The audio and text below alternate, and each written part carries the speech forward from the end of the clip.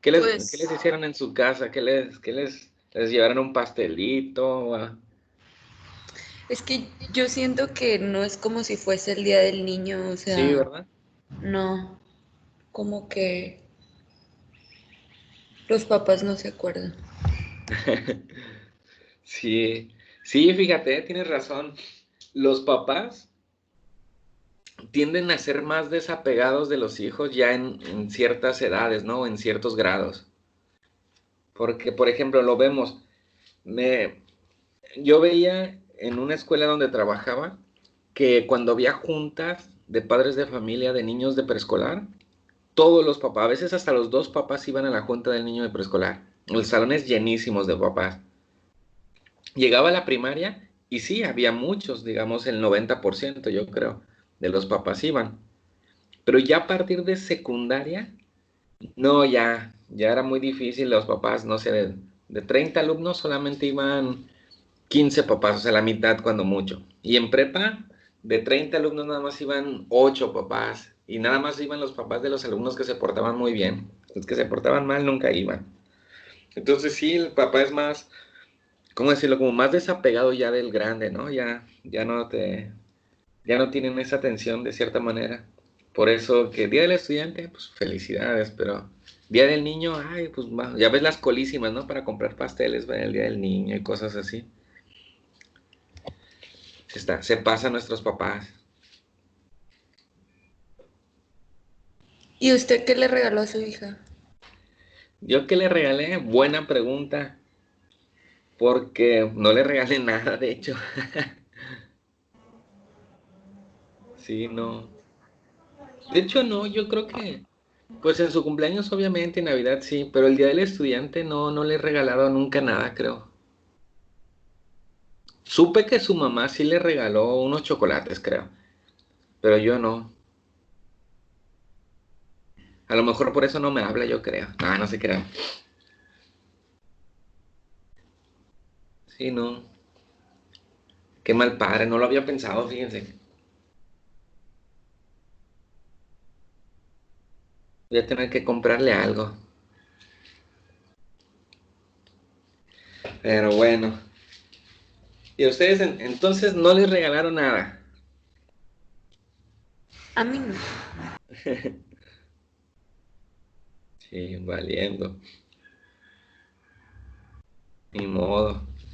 Bueno, ok. Este, ¿cómo se les hizo? ¿Se les complicó mucho? ¿Se les hizo fácil la tarea de las tres leyes de Vygotsky, que es lo que vamos a hablar hoy?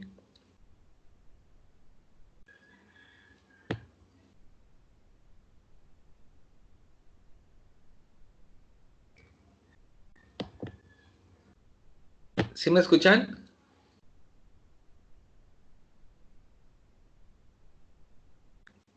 ¿Sí me escuchan?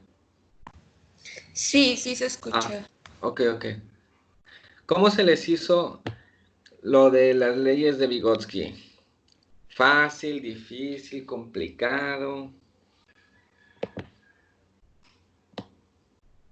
Pues a mí se me hizo más o menos, o sea, no se me hizo ni muy, muy fácil, ni tampoco difícil. Ok, ok. Bueno, muy bien. Lo razonable, digamos, ¿no? Muy bien. ¿Y las demás compañeras, cómo se les hizo? A mí se me hizo, pues también como Alessandra, medio fácil, medio difícil, pero creo que fue más fácil por el hecho de que ya venía explicado con ejemplos como los que usted puso. Ah, ok. Bien, perfecto. Bueno, este, como podemos ver, eh, pues Vygotsky fue un, un investigador, vaya, ¿no? Un investigador que se enfocó mucho, bueno, sus aportaciones lo han llevado, digamos, la misma comunidad científica, lo ha llevado a cuestiones del aprendizaje. Y en cierta manera, pues sí es cierto, ¿no? Sí, sus aportaciones han atribuido grandes logros al aprendizaje, a la educación, a cómo aprenden las personas, a cómo, qué tan importante es la socialización. Y de cierta manera, pues como les digo, sí tienen mucha razón, aunque no necesariamente ese era el objetivo de Vygotsky, sino Vygotsky lo que quería, o en lo que se enfocaba, era en estudiar, vaya, ¿no? De manera biológica el comportamiento del ser humano.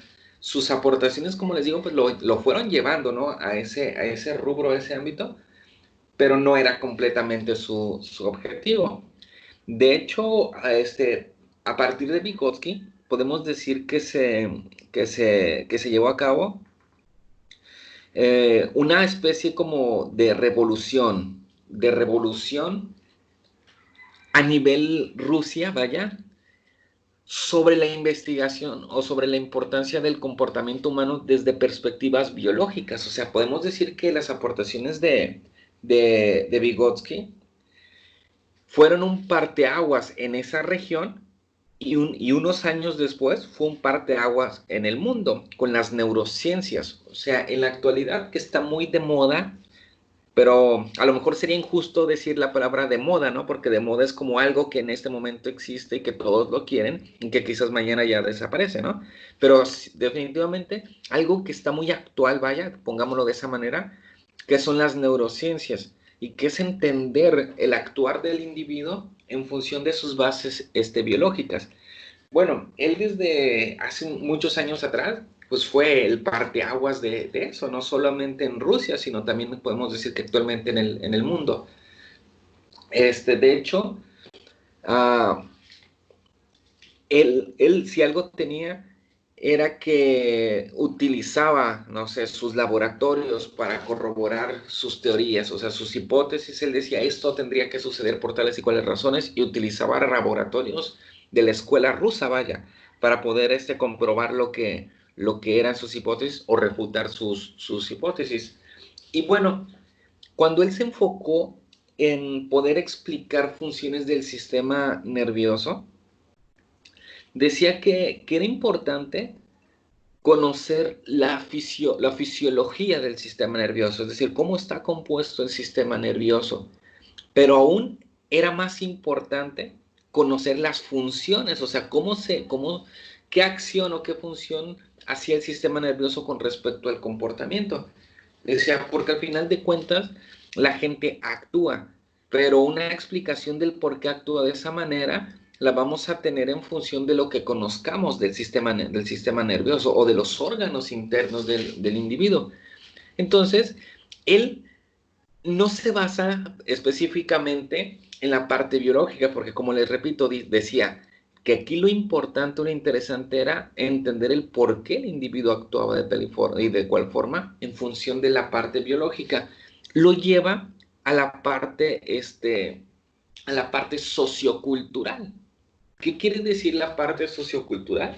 O sea, que Vygotsky enriquece sus postulados o sus teorías del sistema nervioso desde la perspectiva biológica, lo fortalece a través de la interacción humana. Es decir, en pocas palabras, para Vygotsky dice, no nada más basta para entender el comportamiento humano en función de su biología, ¿no? Sino también en función de su sociología o el aspecto sociocultural. Quiere decir, cómo interactúa este individuo con las personas y cómo la cultura puede también contribuir al desarrollo de su sistema nervioso. Entonces, como vemos, no es nada más la biología, sino también es la sociología de lo que Vygotsky echa mano para entender el comportamiento del ser humano. Y para muchos investigadores de esa época, decían, pues es que Vygotsky, entonces, ¿para qué te metes en lo biológico? Vete a las áreas sociales. Y él decía, no, es que hay una simbiosis entre esos tres elementos, que es el aspecto biológico, sociológico y cultural. No los podrías separar. Muy pocos de aquella época lo entendían así, lo criticaban porque decían que pues, Vygotsky nada más quería rellenar huecos que él consideraba que existían para explicar el comportamiento humano. Pero conforme fue escribiendo, conforme fue publicando, muchas personas fueron de cierta manera dándole crédito a Vygotsky, ¿no? De hecho, pues muchos teóricos se fueron acercando a él y continuaron los trabajos posteriores a la muerte de Vygotsky. Por ejemplo, no sé, Alexander Luria, que es uno de los más importantes a nivel mundial, ¿no? Que fue de hecho, no sé si exactamente si fue discípulo, pero sí llegaron a trabajar juntos Vygotsky y Luria. O sea, sí tuvieron cuestiones de intercambio de información. No me atrevo a decir que fuera su maestro, pero sí, porque eso no lo he leído, vaya, pero sí que hubo comunicación, o sea, que sí los dos compartieron conocimientos. Entonces, eh, para aterrizar esta parte, lo podemos entender de la siguiente manera. Un niño, cuando nace, tiene funciones cerebrales básicas, ¿no? Que son parte del aspecto del desarrollo biológico. Pero ¿cómo maduran? Maduran en función de su interacción social. ¿Cómo es esto? Cuando la mamá, cuando la mamá lo carga porque el niño llora, cuando la mamá lo alimenta, cuando la mamá lo cambia, cuando el niño llora, el niño empieza a tener un apego con la mamá, ¿sí? Y empieza a aprender cosas, empieza a asociar cosas. El llanto con la recompensa. Cada vez que llora, pues hay un biberón, hay comida, hay satisfacción de una necesidad. La mamá normalmente, si se fijan, le está hablando al bebé, ¿no?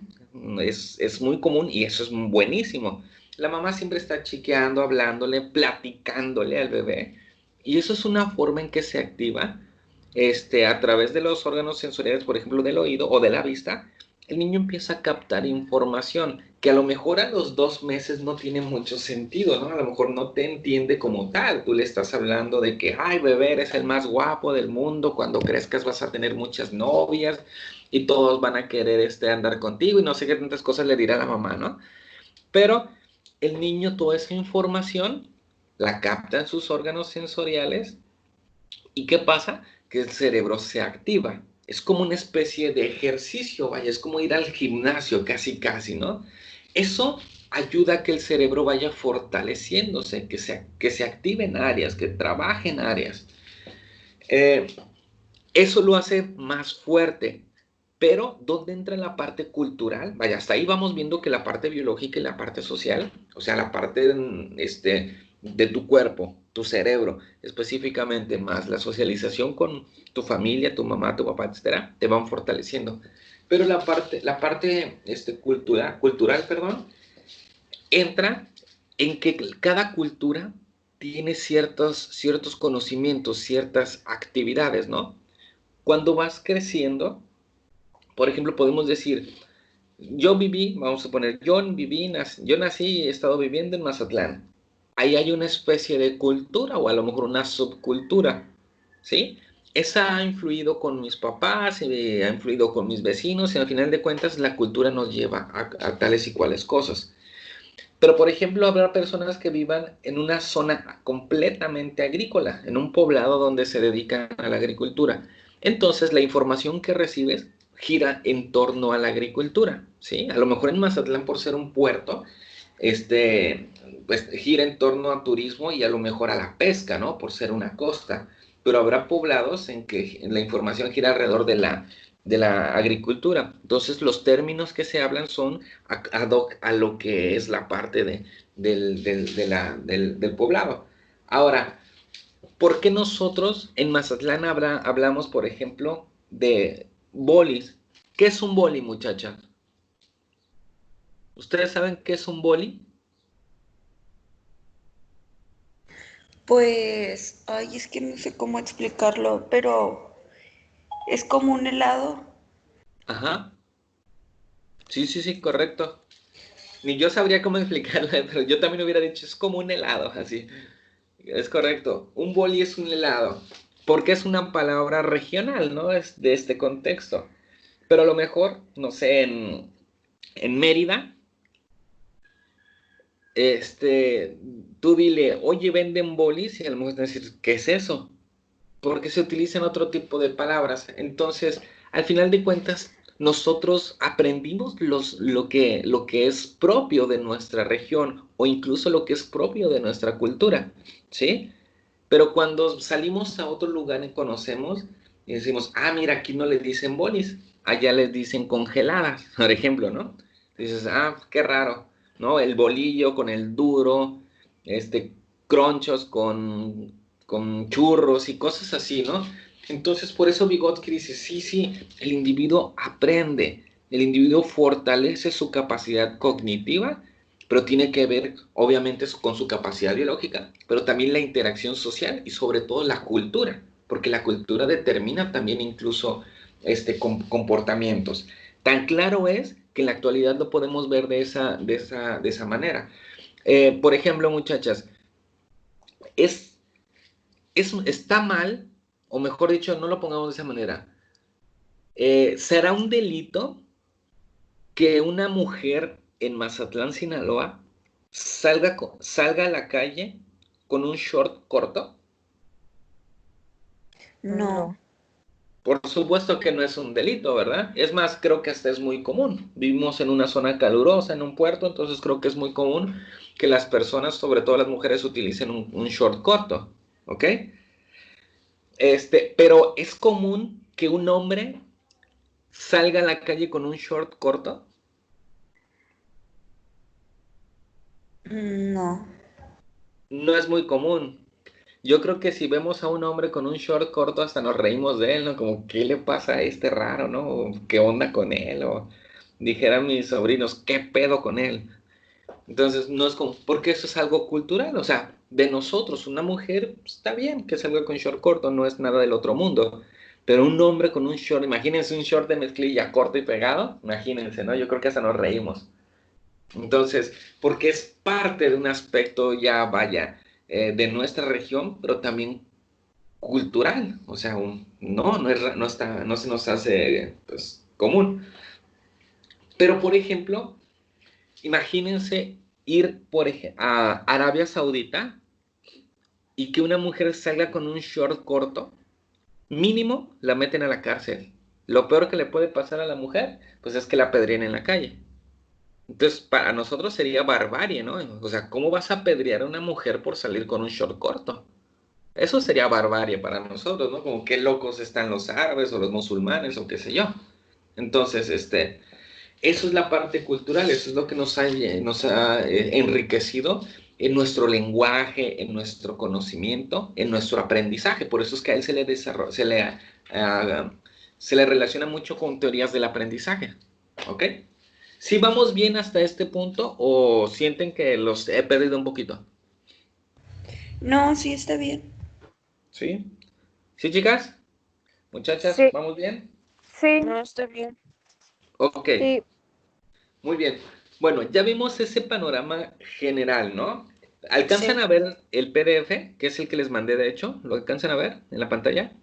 Sí. sí, sí se ve. Sí, Ok, ay, no sé qué hice. Bueno, la Vygotsky nos habla de, de leyes, ¿no? Él para poder explicarnos, él para poder explicarnos esta situación genera leyes, que son leyes bastante buenas, bastante interesantes, sobre todo por la época en la que él las aporta, ¿no? Que hasta ese momento a nadie se le había ocurrido y sin embargo, como les decía, él, él como estudioso de esta área, pues se enfocó, vaya, en eso, ¿no? Y creo que fue una gran aportación. Y por eso crea tres leyes, tres propuestas, vaya, que hablan, como aquí lo dice, que explican de manera ontogénica el desarrollo de esto, o sea, del sistema nervioso y su relevancia para el estudio del desarrollo humano. Cuando hablamos de ontogenia, ontogénesis, es desde el inicio, ¿no? de la vida, o sea, desde el inicio del desarrollo. Entonces, quiere decir que todo ser humano,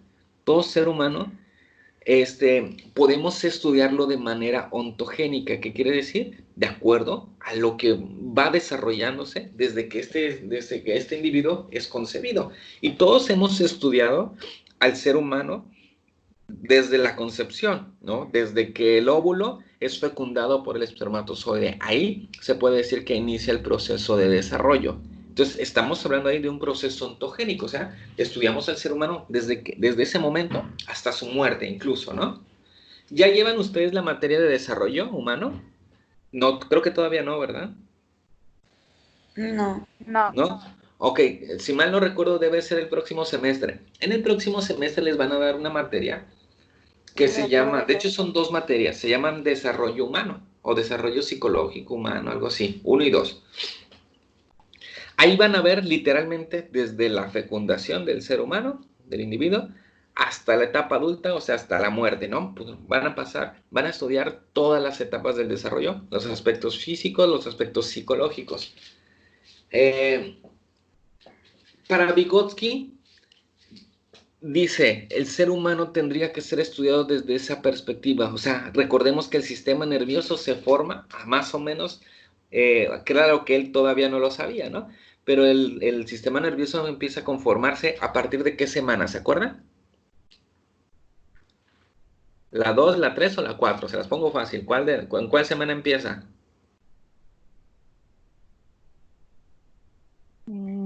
Hasta donde me acuerdo, creo que la 3.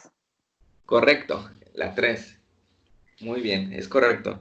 Entonces, si se fijan, entonces a muy temprano, digamos, a muy temprana edad, comienza la formación del sistema nervioso, ¿no? Pero comenzó exactamente la tercera semana porque ya cuenta con las 2 primeras semanas de maduración para poder iniciar el desarrollo del sistema nervioso. Entonces, prácticamente es tan importante el inicio, o sea, desde el día 0, es tan importante en el proceso o en el estudio del desarrollo humano. Entonces, como decía Vygotsky, aporta 3 leyes específicamente. La primera ley, que es esta, un poco chueca, pero ahí está. Dice, él la denomina paso de las funciones hacia arriba. ¿Qué quiere decir? Dice que la cual nos explica que aquellas funciones que los estadios iniciales se realizan en los centros inferiores, es decir, en los sectores inferiores del cerebro, y durante el desarrollo comienzan a realizarse en los centros más altos. En sí podemos decir que en las etapas iniciales del desarrollo, ciertas funciones cerebrales se realizan con la ayuda de centros inferiores. Sin embargo, con el paso del tiempo, estas funciones se especializan, por llamarlas de alguna forma específica, trasladándose a centros superiores donde se vuelven más útiles. ¿Qué quiere decir? ¿Qué quiere decir? Que para Vygotsky dice que en el término paso de las funciones hacia arriba, dice que el cerebro, al ir madurando desde la infancia, al ir madurando, va teniendo funciones básicas, ¿no? Funciones básicas. Funciones básicas, por ejemplo, como pues, lo que conlleva a la respiración, lo que conlleva a lo autónomo específicamente, ¿sí? Y esa parte se va a ir especializando de tal manera que, por ejemplo, un bebé todavía no tiene la capacidad de hablar, ¿sí? Pero el bebé comienza a balbucear, por ejemplo. Cuando hace esos ruidos de bla, bla, la mamá lo estimula, ¿no? Porque dice, ay, mira, está platicando, y la mamá le contesta y le interpreta, ¿no? Y establece comunicación.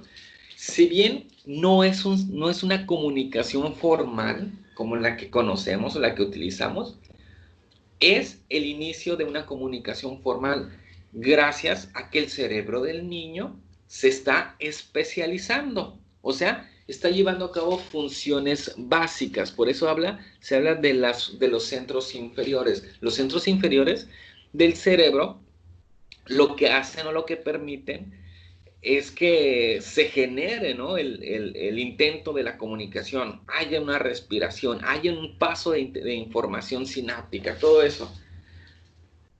Pero con el paso del tiempo, gracias a la interacción social y gracias obviamente al aspecto cultural, el bebé o el niño cambiará el balbuceo, el bla, bla, bla, bla que hace el niño, lo va a transformar en un agua, mamá, papá, hambre, qué sé yo, ¿no?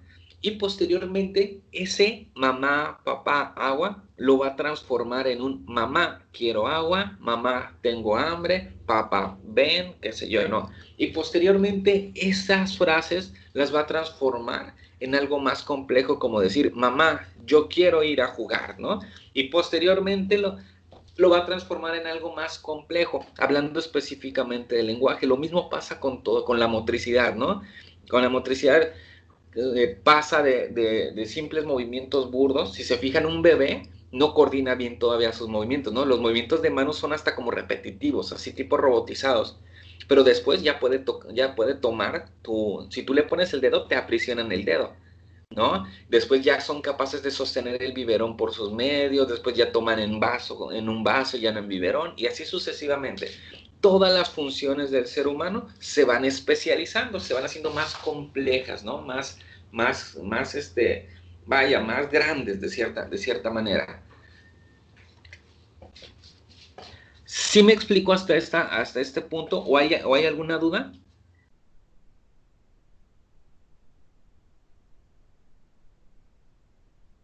No, yo no tengo ninguna duda. Vamos, entonces, para los demás, ¿vamos bien? Sí.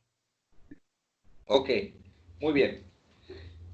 Si se fijan, en el lenguaje, en la motricidad, en la percepción, en muchas cosas, como les digo, partimos como seres humanos de lo básico, ¿sí? Ustedes piensen si tienen hermanos más pequeños, piensen cómo era la motricidad, ¿no? O la coordinación de sus hermanitos. O si ya, bueno, creo que nadie tiene hijos, o hijos de la hermana, primo, vecino, qué sé yo.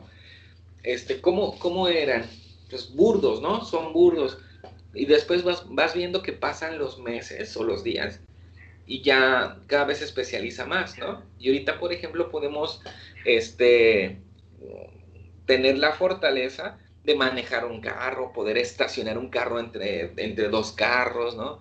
Poder pasar con nuestro automóvil, o sea, a pesar de que nuestro cuerpo tenemos ese tono, ese punto de equilibrio, podemos transportarlo a otros medios. Uno de ellos, por ejemplo, es andar en bicicleta, ¿no? El equilibrio. Otro de ellos es poder manejar un auto y pasar por la carretera entre dos carros y rebasar y cosas así. ¿Por qué? Porque ha madurado nuestro sistema, ¿ok?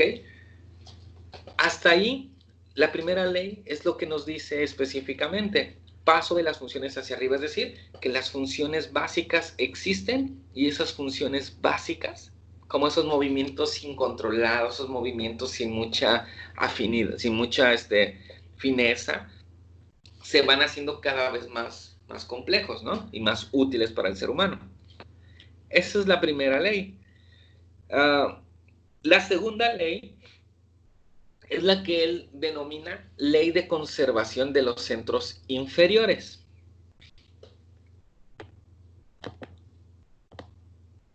Esta. La cual consiste, déjenme mover un poquito para acá. La cual consiste en que durante dicho proceso, los centros inferiores que antes realizaban ciertas funciones no se separan ni mucho menos no se separa ni mucho menos en dicha función, ejemplo la motricidad, sino que adoptan una función subordinada a dicha actividad. Es decir, los centros superiores no simplemente ocuparon el lugar de los inferiores, sino que los centros superiores comenzaron a hacer funciones a través de centros inferiores, regulando, dirigiendo y enriqueciendo el trabajo. En pocas palabras, se especializan.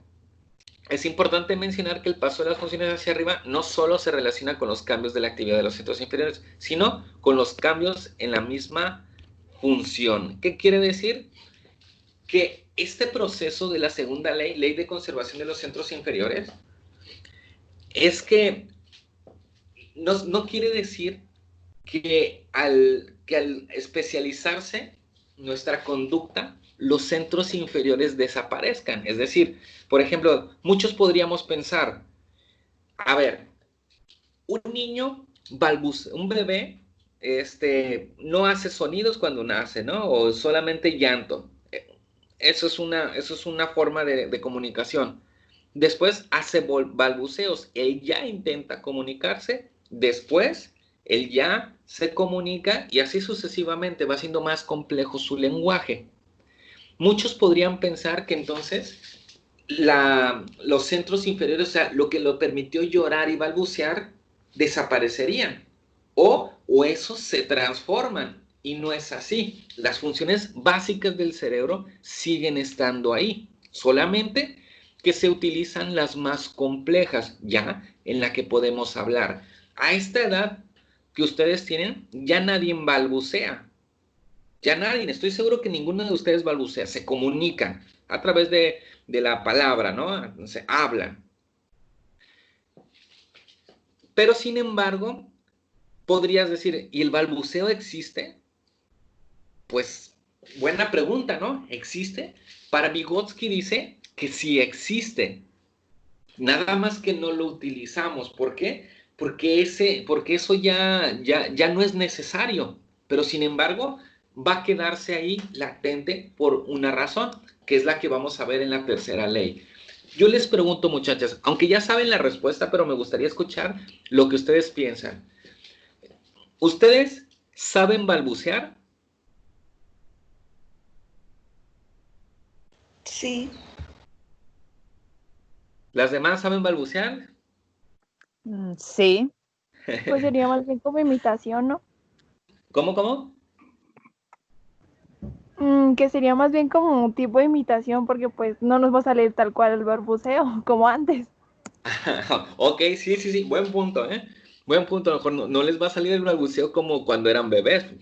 Sí, es cierto, tienes mucha razón. Pero lo intenta, ¿no? Por lo menos bla, bla, lo haría, ¿no? ¿Qué sé yo? Creo que eso fue el mejor balbuceo que yo pude hacer, así, bla, y ya. Pero sí saben hacerlo. Pero ¿por qué no lo usan? ¿Por qué no balbucean ustedes? porque sería muy difícil que las personas entendieran lo que queremos comunicarles. Exacto, muy bien. Entonces ya no lo necesitan, ¿verdad? No, Sí, exacto, no lo necesitan. Muy bien. Hasta ahí, la segunda ley es lo que dice, que el balbuceo, por dar un ejemplo, el balbuceo se fue haciendo cada vez más rico, se fue enriqueciendo, hasta llegar a esto, a la comunicación, a palabras. ¿Sí? ¿Sí vamos bien hasta este punto? sí, Ok, muy bien. Bueno, les decía, aquí es donde recobra especial importancia la tercera ley.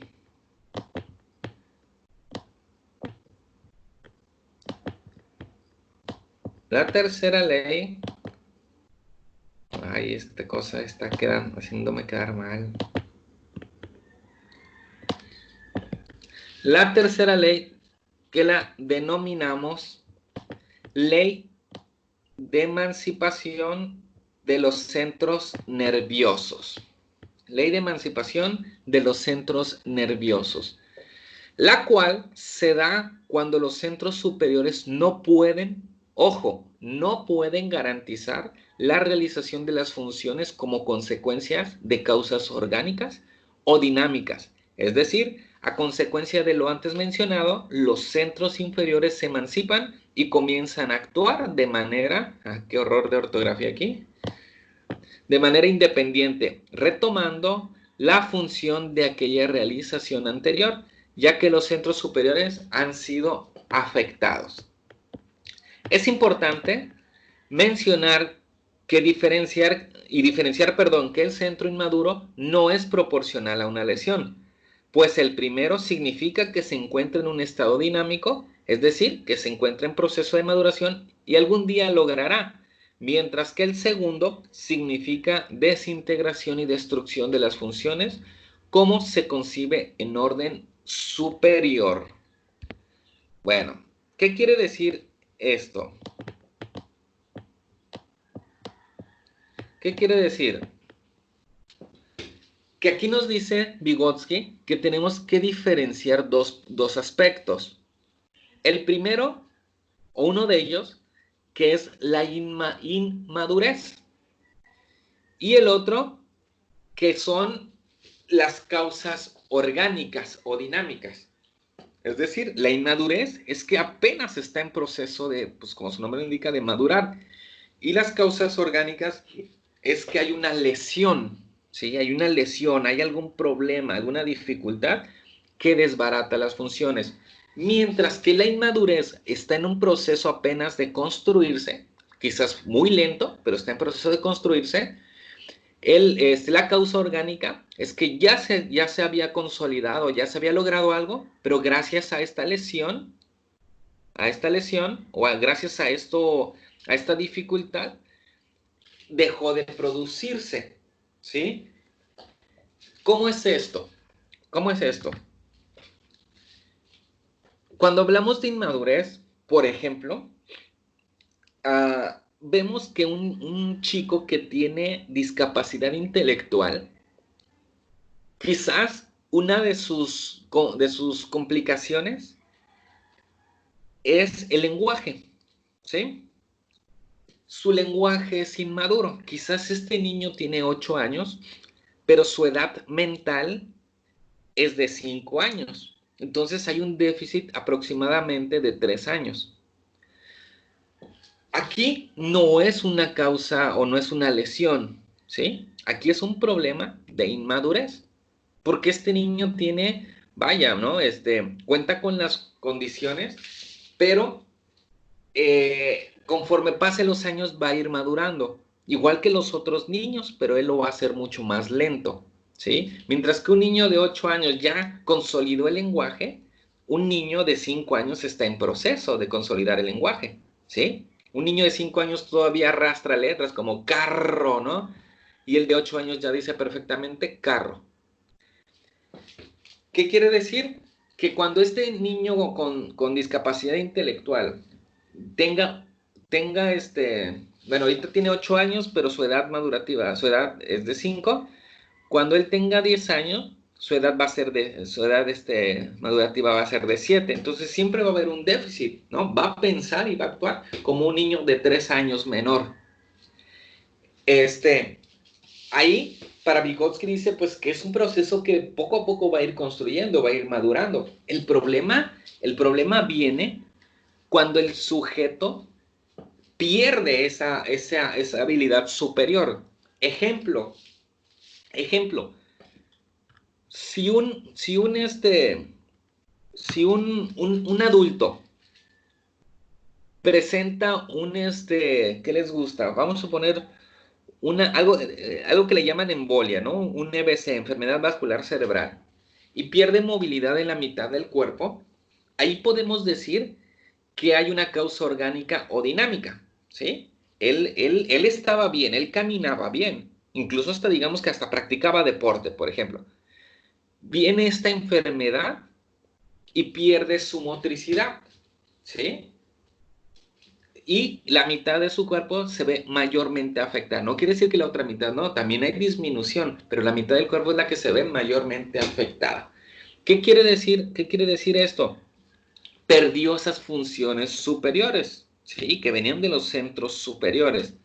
Pero sin embargo, acuérdense de la ley número 2, que decía que los centros inferiores permanecen, esos no se pierden, esos están ahí.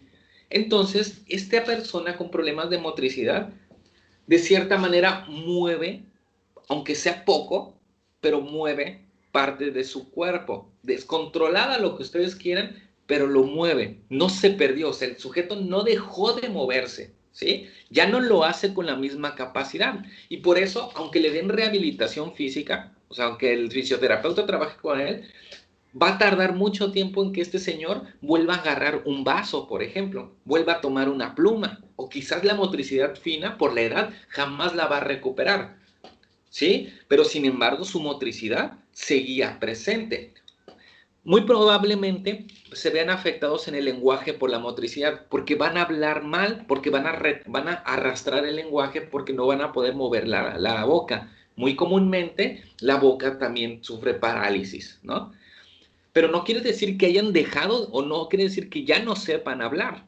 O sea, no pueden, porque los procesos superiores se vieron afectados, pero los procesos inferiores sí lo pueden permitir que, por ejemplo, él pida agua y va a decir, ah, o sea, digamos que como que regresa a un balbuceo. ¿Sí me explico? Sí, Entonces, eso es que no se pierde. Por eso la ley segunda decía que se conservan los inferiores, ¿sí? Los básicos. Cuando pase algo así, ellos vuelven a tomar importancia, ¿sí? Es como, no sé, me pongo de ejemplo. Yo hablo, en teoría, ¿no? Yo hablo bien, o sea, vaya, fluido sin problema. Me pasa algo, algún accidente, una trombosis, qué sé yo, y pierdo mi capacidad física para emitir mi lenguaje. Pero a lo mejor ya no les voy a decir, hola muchachas, ¿cómo están? A lo mejor voy a decir, hola, ¿cómo están? ¿Sí me explico? Hola, ¿cómo están? Porque no pude, no puedo. Pero sin embargo, los centros inferiores me permiten, ¿sí? Comunicarme o por lo menos intentar comunicarme, ¿sí? Es como el que tiene, el que les decía, de que le dio una embolia, regresa como un estado de niño, prácticamente, es como un estado de niño, donde el niño, acuérdense que el bebé decíamos que hacía sus movimientos incontrolados, ¿no? O sea, movía sus manos y mueve sus pies así descontroladamente, un bebé, chéquenlo como lo hacen los bebés. Después se especializó esa función y ya lo hace de manera coordinada. Cuando vives una enfermedad vascular cerebral, vuelves a, no, ya no tienes esa motricidad fina, pero sí tienes, por ejemplo, la motricidad grosa, ¿sí? O te mueves, por lo menos así como un estado de bebé, así incontrolado, pero lo mueves, porque los centros inferiores siguen. Entonces, ya no los usábamos, pero en este caso los centros inferiores tuvieron que salir, como quien dice, al quite, ¿no? Tuvieron que salir a trabajar nuevamente pues, para hacer sus funciones. No sé si me expliqué hasta este punto.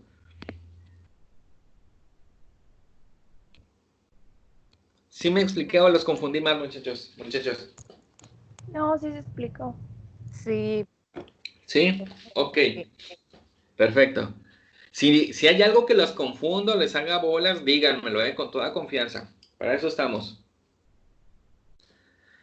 Bueno, podemos resumir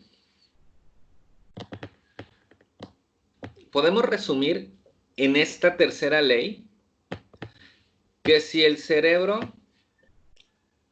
del adulto, a ver, déjenme, podemos resumir en esta tercera ley que si en el cerebro del adulto por algunas razones orgánicas o dinámicas el cerebro superior se hace más débil, entonces la realización de la función pasa al centro inferior, el cual en algún momento del desarrollo actuaba independientemente. Es lo que les acabo de explicar, ¿no? Falló la parte superior, por ende, ahora está a cargo del centro inferior, ¿no? El balbuceo, los movimientos incontrolados, qué sé yo.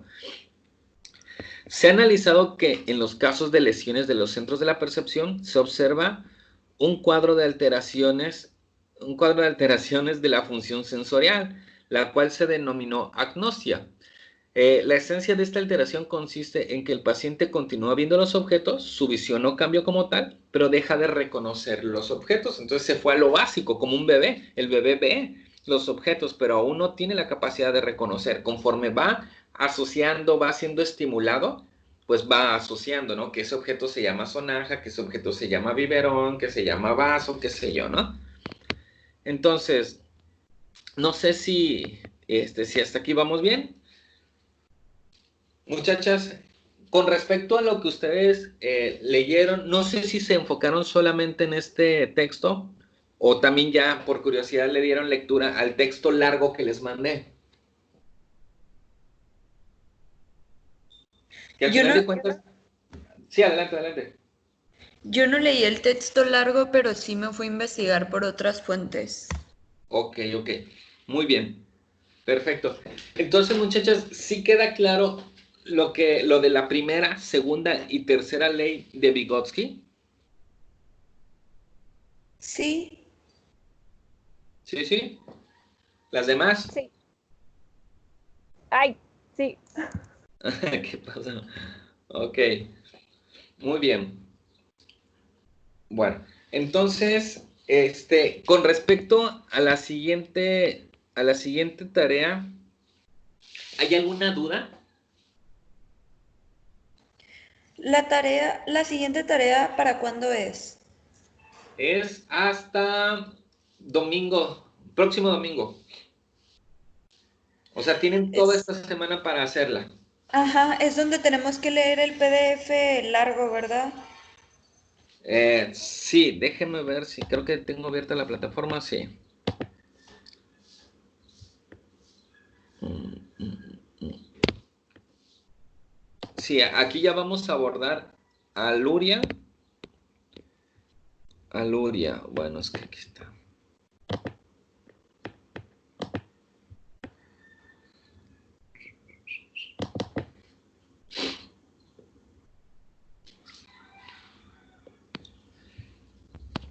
Ok, sí, es correcto. En esta vamos a ver las unidades funcionales de Alexander Luria, que es el que les platicaba hace ratito que tenía pues una estrecha relación y comunicación con Vygotsky, ¿no? Eh, van a encontrar ahí el documento y realizan el ejemplo, ¿no? Bueno, más bien realizan una lista de los puntos más importantes de las unidades funcionales. En teoría, muchachos, en teoría es un poco más complejo. Aquí están, ¿no?, las tres unidades funcionales de Luria. En teoría es un poquito más complejo que Vygotsky. Les digo, en teoría, porque es un poco, pues vaya, más técnico, utiliza más tecnicismos, pero pues no es nada que no se pueda entender, porque ya tenemos el antecedente de Vygotsky, ¿no? De los centros inferiores, o sea, lo básico, y los centros superiores, que es ya lo retroalimentado, lo complejo, vaya, lo que se ha perfeccionado, de cierta manera. Entonces, de todas maneras, no se olviden que cualquier duda, por medio del grupo me pueden escribir o incluso hasta me pueden marcar, mandar mensaje en lo personal, de cualquier forma, cualquier duda, ahí me la pueden externar. Pero sí, no debería de haber en teoría ningún problema. Y la verdad yo creo que les va a gustar mucho este texto, de Luria, porque es bastante interesante. Y de hecho, este señor Luria, fíjense cómo va la cadenita, ¿no? En teoría, Vygotsky, pues, retroalimenta mucha información con Luria. Luria es maestro de dos investigadores mexicanos. Uno no me acuerdo cómo se llama, pero el otro se llama Solovieva, que es de origen ruso, pero pues creo que de padre o de madre mexicana. Y Solovieva, pues se convierte en tutor de algunos otros maestros ya de otra generación. De hecho, tuve una maestra que me dio neuropsicología, que esa maestra, bueno, esa maestra era alumna de Solovieva. Entonces, son muy técnicos, ¿no? De repente en su información. por eso les digo, es un poco más complejo porque son más técnicos, utilizan de repente palabras más así, más complejas, pero en teoría, en el ejemplo es básico, vaya, ¿no? Ellos te hablan, por ejemplo, de índices madurativos. Y dices, caray, ¿cómo es un índice madurativo? Pero cuando lees te das cuenta que no es otra cosa más que la capacidad madurativa del ser humano. Entonces dices, nada más es eso, su lenguaje más complejo, pero en teoría no es nada del otro mundo. Entonces, de todas maneras, cualquier cosa, ahí me echan un grito. No sé si hasta aquí hay alguna duda, muchachos, con respecto a lo que vimos y también con respecto a las actividades de esta semana. Pues creo que no. En teoría no, digan. Ok, ok. Bueno, pues entonces, si no hay más dudas, entonces aquí cerraríamos la sesión, esperando, pues igual que sea enriquecedor toda esta información. Me preocupa algo, aunque creo que ustedes son bastante dedicadas, ¿no? Que siempre han cumplido y todo, que lo ideal pues siempre es lo presencial, ¿no? Porque en persona pues nos podemos comunicar pues de frente, bien claros, dudas y todo esto. Lamentablemente pues no nos podemos comunicar de esa manera, pero pero pues lo hacemos por este medio, entonces de todas maneras sientan confianza de que si hay dudas poderme platicar o poderme preguntar. Y si todo va bien, pues igual, pues qué bueno, ¿no? Pero si no, buscamos otra. Si ustedes consideran que de repente nos perdemos, pues buscamos otra alternativa para mejorar esto. Pero pues si ustedes lo ven así, con toda confianza me lo dicen, ¿vale?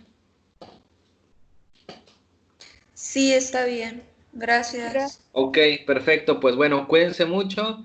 No salgan, si salen usan cubrebocas y todo. El chiste es que se cuiden, ¿no? Cada vez los días están más difíciles, así es que más vale cuidarse. Ok, pues bueno, cuídense mucho, nos vemos, hasta luego. Hasta luego. Bye, Hasta igualmente, luego. cuídese. Igual, bye bye.